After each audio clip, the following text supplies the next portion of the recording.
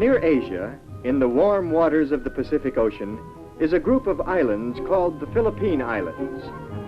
If you wanted to visit someone living in the Philippine Islands, you would probably go first to Manila, the biggest city in the Philippines. From Manila's harbor, you might walk along the busy streets into one of the city's modern shopping districts. Here are city people you might like to visit. Or perhaps you'd like to go outside the city of Manila, away from its big buildings and harbor, and out to the peaceful farm countryside of the Philippines.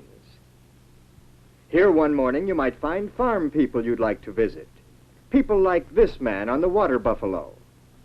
If we could spend a day with him, what do you suppose he'd tell us about the Philippines? Let's listen to him. We always get ready for work early, while the day is cool in my village. My barrio, as we call it. I see my neighbor Pablo is getting ready to go to his rice fields. He too has a water buffalo, what we call a carabao. Carabaos are used for doing heavy work, hauling loads, plowing fields and such. Although another of my neighbors, Cesar, has a modern tractor he uses in his large rice fields. Other neighbors of mine take the village bus to go shopping in the next barrio or to plantations where they work. Before I, too, go to work, I usually have breakfast at my house.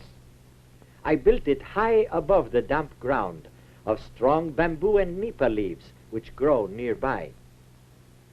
In our open kitchen, I see my wife Dolores is making breakfast. There is plenty of fresh fruit, papayas and mangoes from the trees around us. And we have, steaming hot rice from my rice fields, of course. My son Ramon is still asleep inside the house, but not for long. I can hear my daughter Juanita telling Ramon to wake up.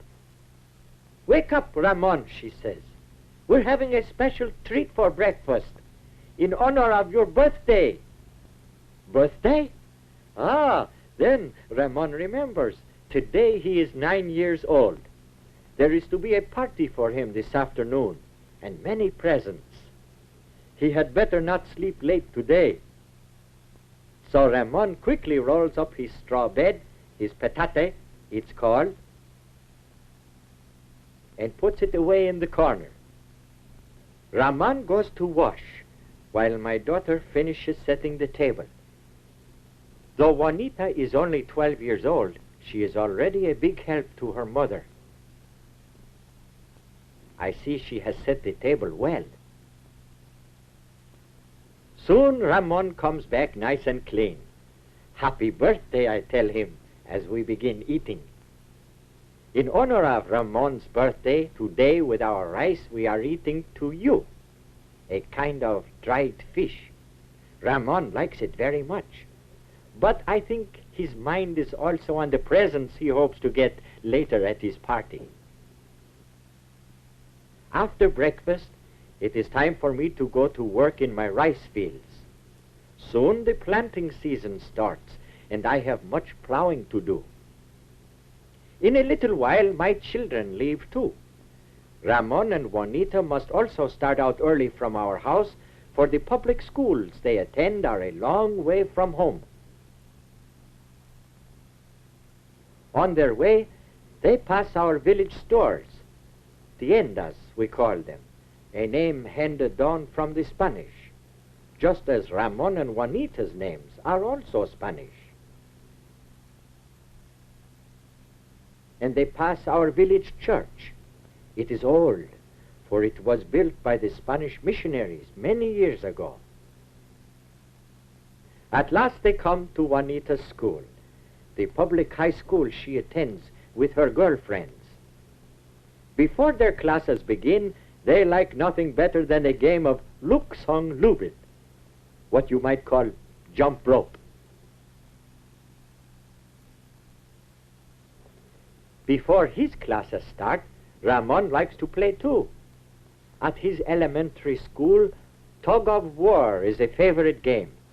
Today, Ramon is the leader of his team.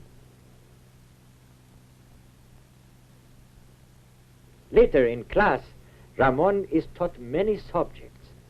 One of his favorites is geography. In the classroom, English is spoken, and it is one of the main languages we use. Today, Ramon has a question about the United States. His teacher shows him the United States on the map of North America. In the meantime, in her high school, Juanita studies many subjects too. In home economics, she learns to sew fine patterns and do fancy stitching. Embroidery like this was first taught us by the Spaniards, and today it is an art many of our Philippine women are proud of. Meanwhile, my wife Dolores is finishing her shopping in our barrio. At the village stores, the tiendas, she can buy many of the things we do not make at home. Today she needs some seasoning to cook the food for Ramon's party. Then, her shopping done, my wife comes back home to start the cooking. At 12 o'clock, my children are out of school for the day. Other children will attend in the afternoon, but Ramon and Juanita now have work to do.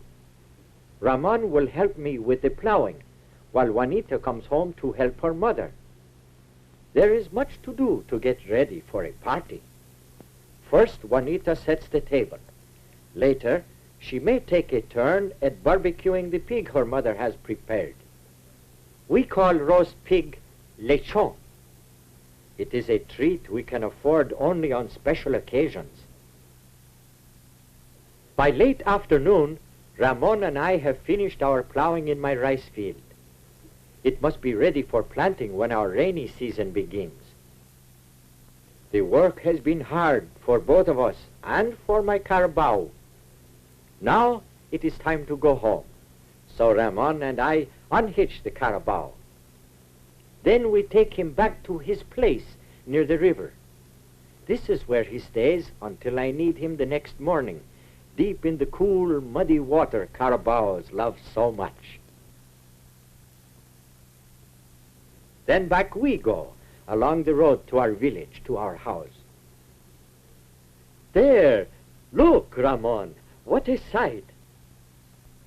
Everyone is gathered for the party. Happy birthday, they all call. His aunts and uncles and cousins, and his school friends. Happy birthday, Ramon, they say. My Ramon is very pleased. What an honor to have so many people celebrate his birthday. Very politely, he kisses his grandmother's hand. She has a present for him, a pair of long pants, she says. Ramon thanks her and greets his grandfather, too. Grandfather also has a present for him. You see?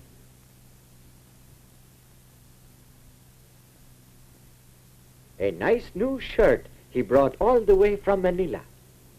Thank you, says Ramon. After he has cleaned up, Ramon thanks me and his mother too for the many presents and the food being served at his party. Everyone enjoys eating some rice with the many delicious fruits and vegetables from our garden. And of course, Ramon's favorite, lechon, the roasted pork. Soon it is time for dancing. I watch with my family as my friends and neighbors enjoy themselves. We Filipinos like having a good time once in a while, for our way of life is usually pretty hard and simple. Of course, with a family like mine, it is a contented life too. For our children are our real riches. I work that tomorrow may be better for them, for my son Ramon and my daughter Juanita, so that they in turn will make a better life for themselves and for other families of the Philippines.